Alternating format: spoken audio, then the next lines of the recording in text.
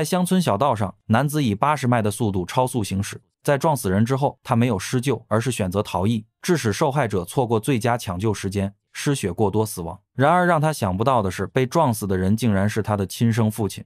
这个肇事司机的人口信息发现这个司机一家共有6口人，发现这家的男主人呢就是死者本人。这可不是什么网络段子，而是真实发生的一起交通事故。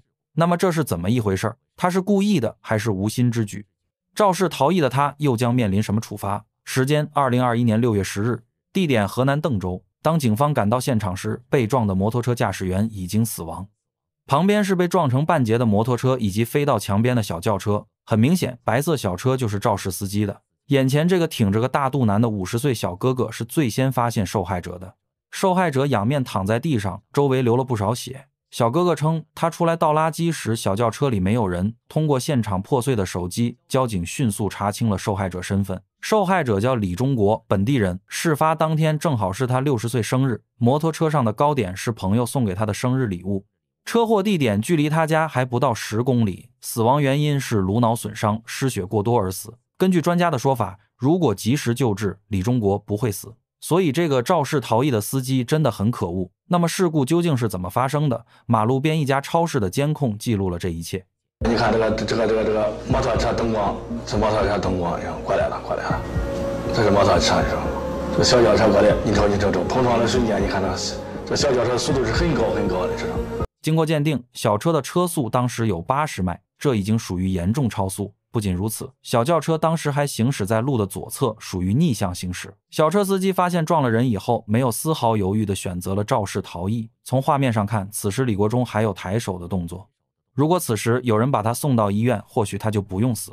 可惜的是，没有如果。很快，事故就转移到逃逸中队手中。根据车牌的调查，交警迅速就锁定车主的信息。此时他电话已关机。小轿车司机大名叫李强，31岁，西川县人。通过天网系统查询，在事发前的几分钟，白色轿车曾去过事故发生地。经过比对，司机就是李强。然而，当交警对其身份进一步核查时，结果却让他们大吃一惊。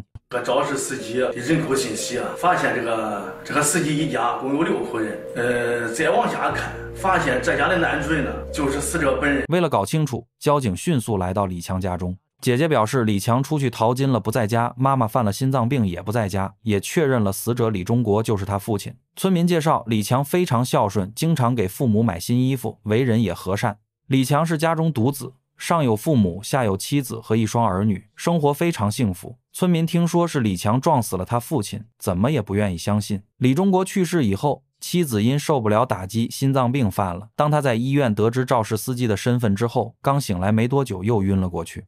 事发后第2天，李家的灵堂支棱起来。然而此时李强却不知道在哪里，姐姐也只知道他去拉沙土，具体在哪也不清楚。联系他，手机也是关机状态。为此，交警特意给李强发了一条短信，信息中讲明利害关系，希望他尽快自首。好消息是，事发后24小时，李强回了消息。然而直到此时，李强都不知道他撞死的人是他的亲生父亲。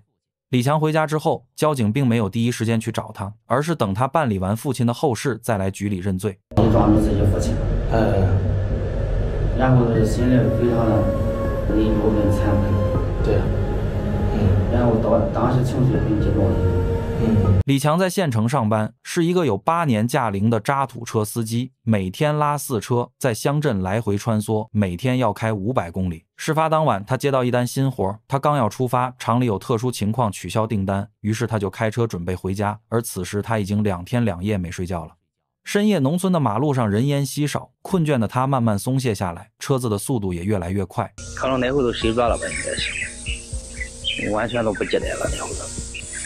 反正事故就可能是开到对向车道了吧，然后就撞入那个对面那个摩托车了。估计当时车速估计有个80左右吧。直到撞了人之后，李强才逐渐清醒过来。此时他距离家中仅有10来公里。可让人没想到的是，撞了人后的李强并没有去看被撞者，而是下车之后径直离开。对此他解释，那当时没有想着去看看伤者吗？伤者是个啥情况？当时没有，那会脑子有点乱。李强没有回家，而是躲到老家的房子里呆坐了1天，直到交警给他发来信息，他刚准备回家，告诉家人他去自首，但家里人的一番话让他瞬间瘫坐在地上。不知所措。我还以为是他们在担心我了，最后回去了之后，然后他们说意思是，对面那个地方那个人是我父亲，然后我当时2腿都发软，然后坐到地上，然后起都起不来了。李强是家中独子，父母干农活，儿子跑运输，每个月都有1万块的收入，在村子里算得上非常富裕的。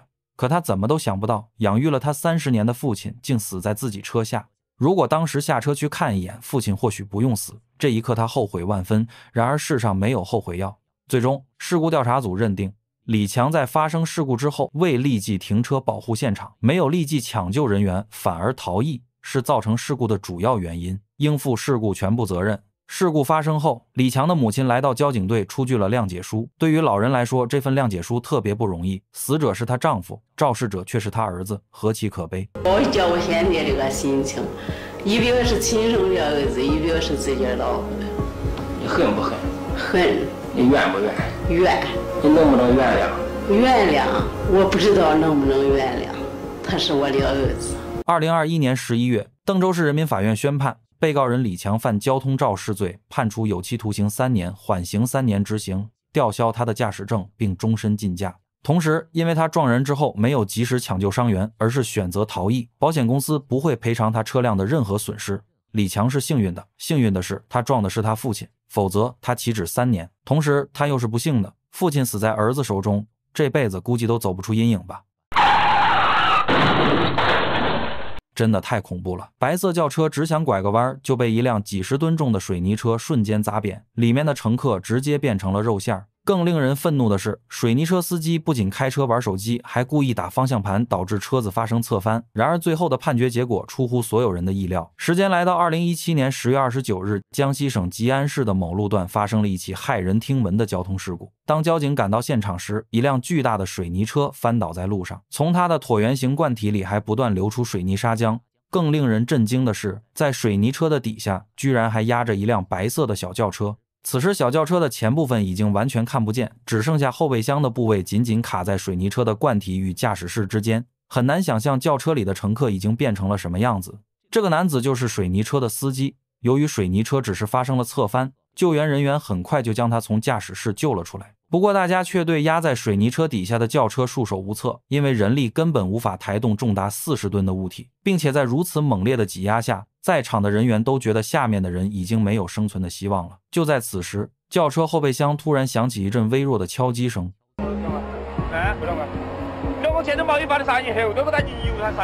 据悉，这辆白色轿车里一共有3名乘客，前排2个加后排1个，而刚刚的敲击声就是从后排的部位传出来的。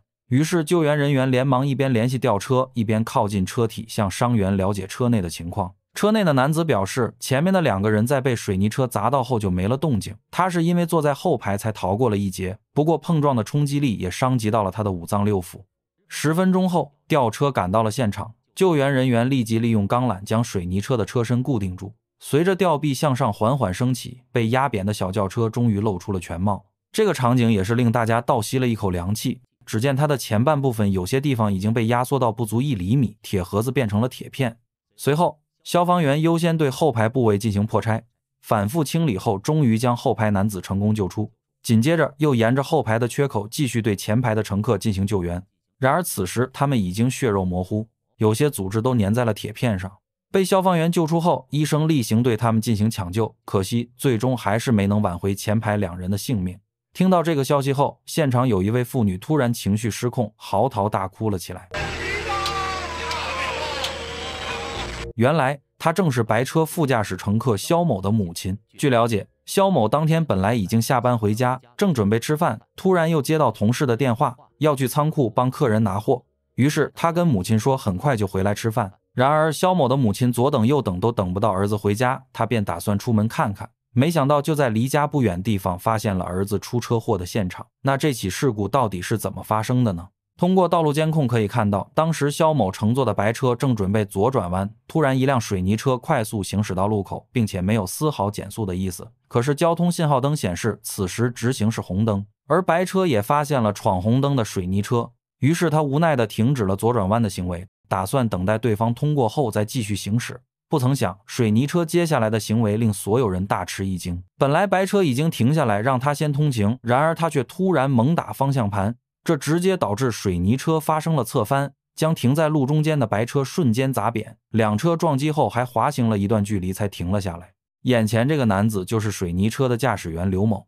当交警问他为什么要闯红灯时，刘某解释说，因为当时他正在玩手机，没有注意到信号灯的变化。但是当白车停下让行后，刘某为什么又要猛打方向盘呢？对此，他支支吾吾半天说不出原因。交警只能将刘某驾驶的水泥车送往专业机构进行检查。果然，检测结果显示，水泥车的制动系统存在严重的问题，并不具备上路条件。而刘某也清楚刹车是坏的，因此他本能地通过打方向盘进行紧急制动。没想到恰好砸到了白车上面，毁掉了2个幸福的家庭。最终，交警作出认定，刘某因驾驶不符合标准的车辆及闯红灯等违法行为，需要承担事故的全部责任，其他人无责任。不仅要赔偿死者家属140万，还可能面临3年左右的有期徒刑。